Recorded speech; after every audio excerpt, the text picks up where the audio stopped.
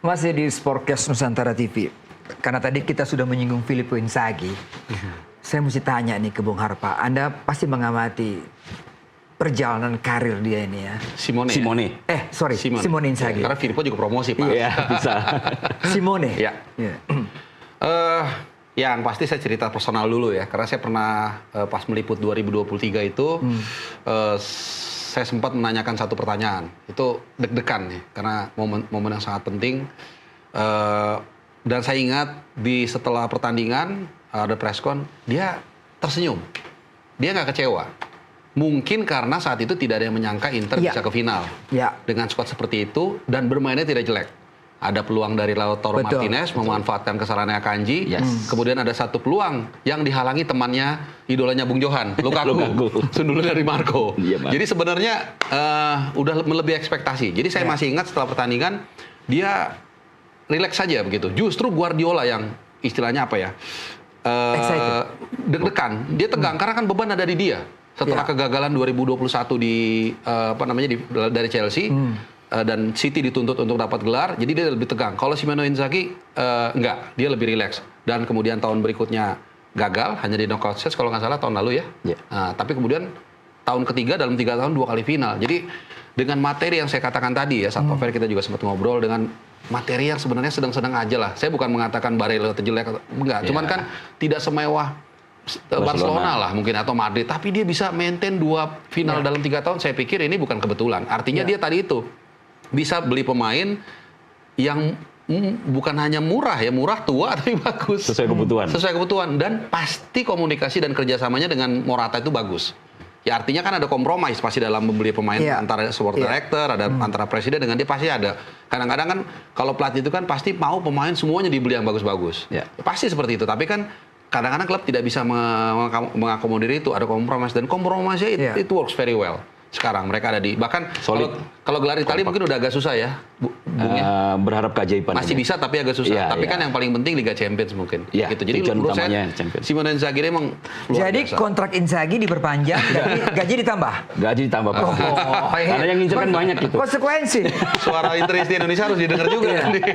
Karena memang begitu kita lihat cara mainnya, cara membentuk pemain, cara meningkatkan kemampuan pemain, potensinya pemain, saya pikir klub-klub khususnya klub Inggris ya, mungkin pasti berminat juga dengan profil dari Simone Inzaghi gitu loh. Apalagi ada beberapa klub Inggris yang sepertinya nggak membutuhkan pelatih gitu loh. Mau nggak mau Marotta harus segera mengkontrak Inzaghi gitu loh. Karena memang mudah-mudahan dengan mungkin juara ini untuk musim berikutnya segala kebutuhannya Inzaghi mungkin akan bisa terpenuhi. Karena memang untuk saat ini skuad Inter antara tim inti dan bench ada sedikit gap. Jadi begitu ada beberapa pemain nggak main, itu pasti menurun performanya, pasti seperti itu. Bung Harpa, dari semua tim yang punya striker nomor 9 tuh ya Inter. Ya Inter Milan. Mereka ya bahkan jadi, duet Lautaro sama Oya itu yang Anda lihat seperti apa? Marcus Thuram. Marcus Thuram. Ya saling melengkapi ya kalau kita lihat. Lautaro punya powerful, finishing yang luar biasa. Marcus Thuram lincah, bergerak ke sana kemari. Tapi itu tadi mungkin yang dikatakan sama Bung Johan, kalau misalnya salah satu dari mereka nggak available, ini penggantinya kan jomplang itu aja masalahnya. Dan Lautaro itu kan agak sedikit kaki kaca juga ya Bung ya, kalau saya nggak salah, koreksi kalau saya salah. Bahkan saya masih ingat di 2023 itu pun di final masih ada isu dia nggak akan main waktu itu. Tapi akhirnya memang main ya. Jadi mungkin lebih kepada bagaimana mereka memastikan tadi yang dibilang Bung Johan, pelapisnya itu musim depan mereka harus oke, kalau nggak susah juga gitu. Karena pakem ini udah nggak bisa dirubah nih kelihatannya 352 itu. Nah beda mungkin kalau dengan Hansi Flick. Ya, dia bisa menyesuaikan tergantung dari materinya. Oh, materinya seperti ini, saya pakai 3 back. Materinya seperti ini. Dia pakai 2 double pivot malah. Double pivot bisa, tergantung. Kalau Simone Inzaghi punya pendekatan yang berbeda. Jadi sudah jelas slotnya, artinya ini harus keisi nih. Kalau sampai nggak keisi, ya kita lihat mereka agak goyang juga kan ketika Dumfries dan juga Marcus Thuram nggak main gitu. Jadi memang kedalaman dari Inter nih agak-agak riskan juga ya. Iya, makanya tadi Bung Johan mengatakan kami harus memilih. Jadi Calhanoglu nggak boleh cedera, Dumfries nggak boleh, nggak boleh sakit, Sommer nggak boleh sakit. Dan jangan tua-tua bisa, jangan tua-tua. Nah, kalau ada bayangkan, coba ya, ball position kalah, shot on goal kalah, ya kan? Lalu semua passing kalah semua. Tapi mereka bisa menang mental Italia kali ya. mental Itali dan memang kepandian dari Inzaghi untuk membaca ruang-ruang yang jadi kosong penggantian pemain itu siapa? Dua penggantian pemain yang vital menurut saya. Pencetak gol terakhir. Anak Frattesi. Itu luar biasa. Vilensi masuk. Saya juga kaget kok Calhanoglu ditarik. Itu yang agak kemarin kita lihat juga ada keyakinan sedikit yang masuk dari Barcelona itu banyak pemain muda. Iya. Padahal ini kan pertandingan yang sangat berat. Gitu, yang secara mental berat itu ada sedikit keyakinan. Biarpun tua kan kita pengalamannya lebih bagus ternyata. Karena kan membentuk pengalaman itu kan agak susah juga ya. Betul. Jadi bisa pemain Inter bisa dengan memanfaatkan semua peluang yang ada gitu loh. Ya, dengan kedewasaan lah. Ya, jujur saat perpanjangan waktu, saya agak pesimis juga melihat Inter bisa akan mengkop Barcelona. Karena tadi selain secara rataan usia Inter bilang lebih tua, kemudian Barcelona juga ngasih fresh leg kan. Wah, saya bilang nih habis bahaya juga, tapi kita lupa atau saya lupa lebih tepatnya bahwa pengalaman itu kadang-kadang lebih penting daripada kebugaran. Jadi kalau kita main football itu fun football, walaupun usianya setengah usia saya tahu oh ini gayanya cepat tapi paling kesini larinya nih. Udah kita baca, selesai itu barang tuh. Nah itulah kemarin yang terjadi. Dan itu pasti peran dari pelatih juga penting. Jadi asisten pelatihnya ngasih masukan, oh ini larinya begini, pasti begini. Kamu tunggu di sini aja semua. Ditambah juga pemain itu dengan cakap dan pintar bisa menerjemahkan apa yang dikatakan pelatih. Sehingga itulah makanya tadi membenarkan komparasi antara statistik yang Bung Boy katakan, shootnya banyak, ball positionnya banyak, segala macam. Tapi kalau setiap pergerakan itu lebih efektif, maka itulah yang bisa memenangkan pertandingan. Ditambah mentality, that's it, udah. Melawan tim yang saya pikir kita semua sepakat juga Barcelona juga sangat layak sebenarnya ke final ya. Tapi artinya ini mengalahkan tim yang sangat kuat, dibutuhkan super duper dan mungkin sedikit ada keberuntungan ya. Ada 3 pemain calon Ballon d'Or di situ loh. Di antaranya Rafinha, Pedri, di Barcelona. Inter nggak punya. Iya betul, dan mereka juga di La Liga masih cukup bisa beda 4 juara poin kalau nggak salah dengan Madrid ya. Tapi Rafinha memang down ya. Iya, nggak kelihatan itu. Tapi ngegolin langsung. Nggak pernah kelihatan, tiba-tiba terakhir ngegolin. Iya, ya itulah efektivitas ya pemain yang memang nggak banyak, kadang-kadang ya itu striker ya. Dia bisa aja jelek main 89 menit, tapi dia bisa golin di menit terakhir. Itu selalu terjadi. Hampir jadi gol kemenangan, hampir ya. Deg-degan, pasti nontonnya deg-degan nih waktu itu. Saya yang bukan fans itu aja deg-degan nontonnya loh, seru banget itu. Itu yang bukan fans Inter juga pasti menikmati lah pertandingan seperti itu. 100%. Pasti 100%. Jadi biarpun kemarin saya ketinggalan, Inter ketinggalan, saya nggak meninggalkan. Karena sebagai penikmat sepak bola, lihat pertandingan seperti itu sangat menghibur sekali gitu. Betul. Sangat menghibur. Ya setiap detik itu kita nikmatin pertandingan kemarin itu. Jadi ya, dan saya berharap di final jangan sampai anti klimaks di dua-duanya nih. Antara PSG dan Inter. Harus seru nih. Pertarungan antara sistem yang ofensif dengan yang konservatif. Itu menarik banget. Menarik ini. Jadi menarik ya. Apa ya mungkin antara salsa atau apalah ya dua ini, karena kita lihat PSG itu kan menyerang tanpa seperti berpikir ya. Barcelona. Bukan, maksudnya di final nanti. Ya, artinya melawan tim yang sangat sampai mengkerut dia bagaimana untuk mempertahankan pertahanannya. Meskipun kalau kita lihat dari berkaca dari semifinal lawan Barcelona, ternyata banyak juga gol tercipta gitu loh. Jadi artinya sekuat apapun Inter bertahan, kalau ketemu nanti PSG yang memang agresif, bukan tidak mungkin juga di nanti final ini pesta gol tanggal 31 menuju tanggal 1 Juni ya. Gitu. Betul. Kira-kira berapa orang yang akan berangkat ke Munchen next ya? Ini pertanyaan menarik ini. Belum ada informasi. Kita yang final kemarin cukup banyak yang berangkat ke Turki, tapi untuk sekarang belum ada informasi karena saya dengar kalau final champion tuh tiketnya mahal dan susah. Mahal. Kalau di second hand itu udah 2.000-3.000 euro. Wow. Itu yang di second hand itu paling murah. Itu kalau aslinya mungkin sekitar 300-500 euro, tapi begitu udah second hand udah 2.000, 3.000, 4.000 lah itu. Tapi nobar nggak kalah seru lah.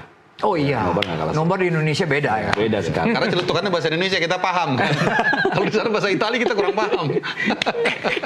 Oke, kita beralih ke Arsenal dan PSG yang juga tidak kalah dramatisnya nih. Tidak. Apa yang salah di Arsenal? Saya pikir semua orang ekspektasinya begitu tinggi. Arteta begitu juga. Saya yakin Arteta pada waktu masuk lapangan juga yakin dia bisa putar balik. Sebenarnya tidak segampang itu ya. Pertama, kekalahan 1-0 di kandang Emirates itu menjadi pressure buat Arsenal. Kemudian kedua, tadinya fans Arsenal berharap dengan hadirnya Thomas Partey itu akan lebih solid di tengah. Apparently ternyata dialah yang menyebabkan 2 gol tercipta. Satu, tandukan dia tidak terlalu clear sehingga mengarah ke salah satu pemain dan akhirnya cetak gol. Beberapa kali dikehilangan bola. Kemudian kalau menurut saya juga terlambatnya pergantian pemain Odegaard. Ya, saya bukan menggurui, tapi Odegaard sama sekali tidak memberikan kontribusi di lini tengah, padahal dia lah yang diharapkan menjadi otak ketika mendeliver bola ke depan, tapi itu nggak terjadi. Kemudian juga kalau kita lihat, ya PSG memang jauh lebih siap, mereka bermain kolektif, dan dengan tidak adanya para pemain bintang, kita lihat seperti Achraf Hakimi, dia berani untuk melakukan overlapping, mengambil keputusan, itu nggak akan terjadi kalau di situ ada Neymar dan Mbappe. Istilahnya kalau Mbappe, ya bang silakan bang gitu kan dikasih. Kalau dia sekarang kan, saya memang kosong, nggak dijaga, ya saya eksekusi, dan it works gitu. Jadi dan juga kalau dikatakan ya kita nggak ada striker, ya PSG juga nggak ada striker. Kemudian juga sama, jadi itu bukan alasan menurut saya. Itu satu alasan yang tidak menentukan juga Arsenal jadi kalah, enggak. Kemudian saya juga harus memuji strategi jitu dari Luis Enrique ketika dia mencadangkan Dembele. Itu dia. Nah, Dembele memang belum 100% fit. Dia cadangin aja, Barcola dulu taruh kan, ganggu-ganggu.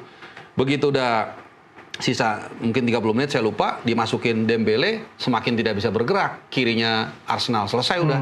Hanya kotak-katik kiri kanan, dan memang ada satu gol, tapi yang saya pikir udah cukup telat ya dari Saka. Itu pun mungkin karena ada kesalahpahaman antara penjaga gawang dan saya lupa menyebut Donnarumma luar biasa. Jadi dari leg pertama leg kedua, saya lihat waduh, stres juga ini, semua tangan kiri, tangan kanan, bola atas semua dihalau sama dia.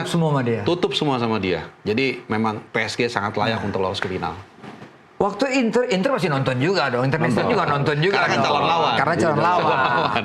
Nah, kebanyakan Internisti lebih suka siapa yang masuk ke final, walaupun hasilnya sudah ada. Sebenarnya kan kalau dari logi itu kan harusnya Arsenal yang masuk final.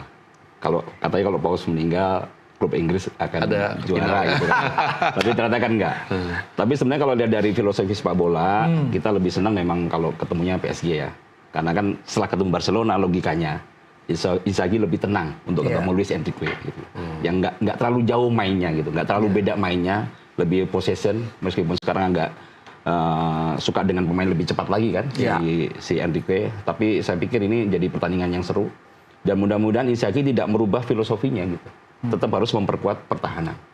Karena sejarahnya Inter itu biasanya kalau pertahanannya kuat, itu bisa juara di Eropa. Dari zaman Helenio Herrera, Giovanni Trapattoni, kemudian Jose Mourinho. Itu 3 pelatih yang mengutamakan pertahanan. Jadi Inzaghi profilnya sejauh ini jarang kebobolan. Mudah-mudahan ini membawa keberuntungan. Mancini juga di timnas ya, pertahanannya kuat. Iya, pertahanan kuat ya itu udah udah darahnya Italia terutama Inter Milan. Kita break lagi ya. Kita bahas setelah pariwara berikut ini. Tetap di Sportcast Nusantara TV.